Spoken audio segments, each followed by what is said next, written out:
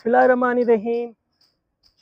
आज हम बात करेंगे G20 यानी ग्रुप ऑफ 20 क्या है और इसका क़याम कब अमल में आया। ग्रुप ऑफ 20 जो है वो 19 ममालिक और यूरोपीय यूनियन पर मुश्तमिल है।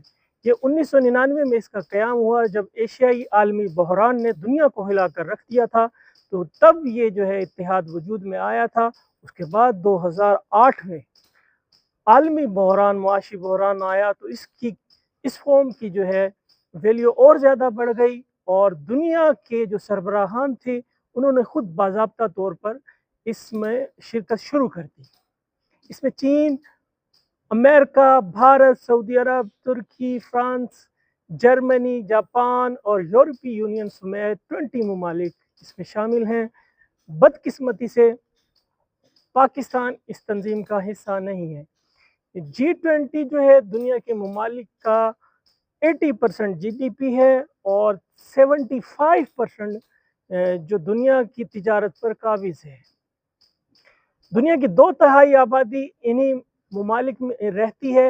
हर साल एक मुल्क को प्रेसिडेंसी मिलती है, वो मेज़बान होता है कि बकाया 19 ममालिक की मेज़बानी कर सके। इसमें जो मौज़ू उठाए जाते हैं उसमें मईशत और मालियात, आलमी तिजारत, गुर्बत, इकानमी, क्लाइमेट चेंज, तवानाई के मसाइल, टेक्नोलॉजी और डिजिटल इकानमी जैसे मौज़ूआत होते हैं।